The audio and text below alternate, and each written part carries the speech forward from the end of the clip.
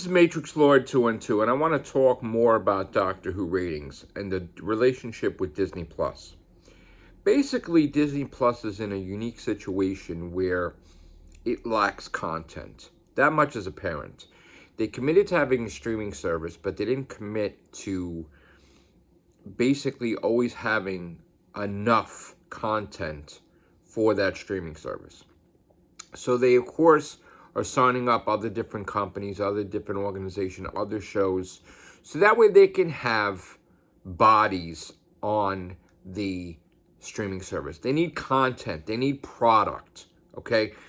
They're not going to look at the ratings like the regular network TV or like their own shows, okay?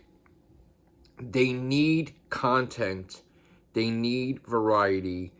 They need stuff to fill up the space. All right? So if you think that Doctor Who is going to get canceled because it didn't have the greatest ratings ever, think again, because you have no idea what the contract is, and you have no idea what the plan is with Disney Plus and Doctor Who. All right? There is an overall plan, okay? And it's more powerful than 2 seasons. All right? You're not going to commit to a brand new show and not give it a chance to survive. All right? You got to work out the kinks of what didn't work season 1 with season 2 with season 3, but from a Disney Plus perspective. Okay?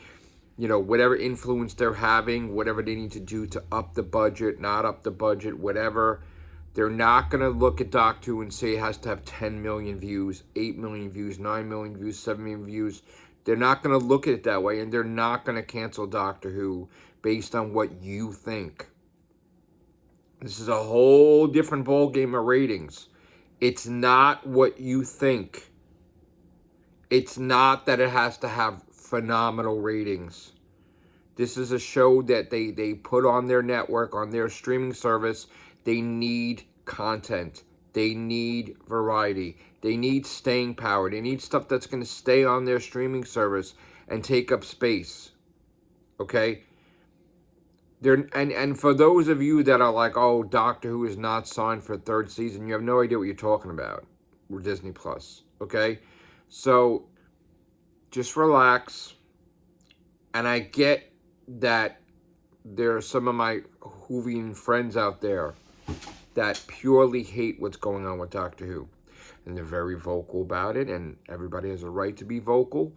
Everybody has a right to say what you like and what you don't like about Doctor Who.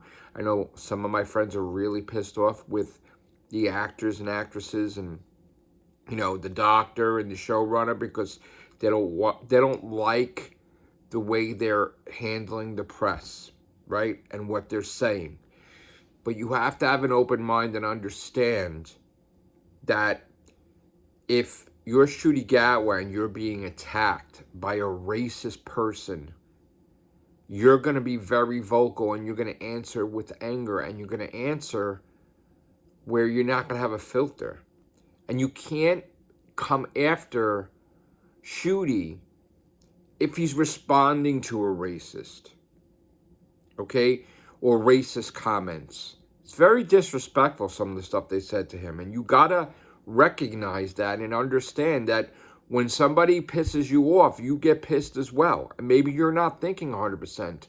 Russell T Davies is a different story. He's the showrunner, but he just doesn't care what he says. Like, he'll just come out and he'll say shit, and your mouth will be wide open like, oh my God! You know, like, what? This is why I always said, and they probably disagree, they need a PR person. They need to pay a PR person to speak for them in some regard, because if they're going to say stuff on their own, they're not going to care what they say, or they're going to be not paying attention to what they say, and it's bad for business. You know what I'm saying? As a corporation, as an entity, like the show, it's been the longest running science fiction show in history, represented on Disney Plus, one of the most richest companies in the world, okay? You need a PR person. So, someone says horrible things to Shooty, racist, and any comments, which could be taken as racist, but it's not really, you gotta give the guy some wiggle room. You gotta give the guy some leeway. It's not fair. You're judging too harshly on him based on him mouthing off to a racist person that attacked him. Look at the thumbnails. They called him the Black Doctor. That's kind of fucking disrespectful. Okay? Come on now. But I'm not gonna step in and say my friends shouldn't criticize and shouldn't. They can say whatever they want to say, and that's fine. I may agree or not agree with everything or some things, but they have a right to say what they have to say, and so do I. So I just wish that Russell and Shooty had a PR person, because, yeah, I'm thinking management-wise, from a managerial standpoint, like you shake your head like there's the premiere and everything, that you come out and say shit like that. You're like, oh no, please be quiet. Oh, damn. I get it. It's very humorous. Very humorous. And I watch my friends' videos and streams and I laugh my ass off because they just don't give them an inch, and they're on top of them, ripping them to shreds, and it's hysterical. It is. It's entertainment. I mean, I'll watch it. I'll laugh my ass off. Like, so fucking funny, And they have some points, and then sometimes they go overboard. But who cares? It's entertainment. It's watching each other's streams, and as a friend, you don't agree with everything your friends do, but they're your friends, so you're laughing with them. It's like, it's funny. The whole situation's funny, especially how the first episode sucked ass. And listen, hey man, I may not want Doctor to be canceled, and I may want it to live forever, but you put out shit episodes like Space Babies, that shit will be over in fucking 5 minutes. And I'm not trying to be diplomatic or a PR person here. I'm saying that Space Babies sucked ass. And if you didn't fucking know that, I mean, Russell T. Davies has to know that. Now, you get The Devil's Cord, and I found that to be fucking... I watched that. Here's the thing, right? If the episode is good enough to be rewatched, that wins so many points in my eyes, okay? That was so effing good that I watched that right after I did the casts. Then I watched it with Sharon. Sharon loved it. I loved it. I loved it even more, okay? I give that episode a 10 out of 10. I don't care. Because I could watch that every week. You have to understand that there is no way the Maestro character could have been played by a straight person at all. No effing way. His vision for the Maestro character could not be a straight person. There's no straight person in existence that could have played that part that way. Whatever you think of Jinx Monsoon, I apologize. If it's they, it's they. They were excellent. Unbelievable. Perfect. Sorry. Has nothing to do with what she ate for breakfast. Doesn't have anything to do with what she practiced religion, what orientation, what she says on Twitter. Her performance was excellent.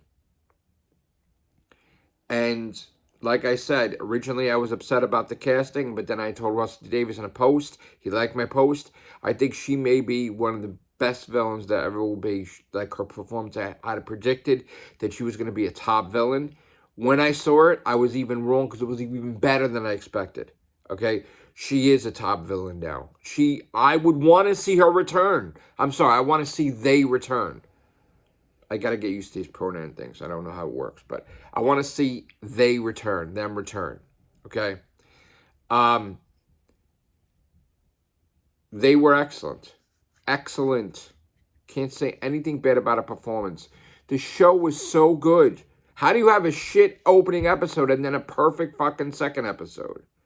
Which I know a lot of people had a problem with the dance number, but the dance number could be explained by the powers of her son.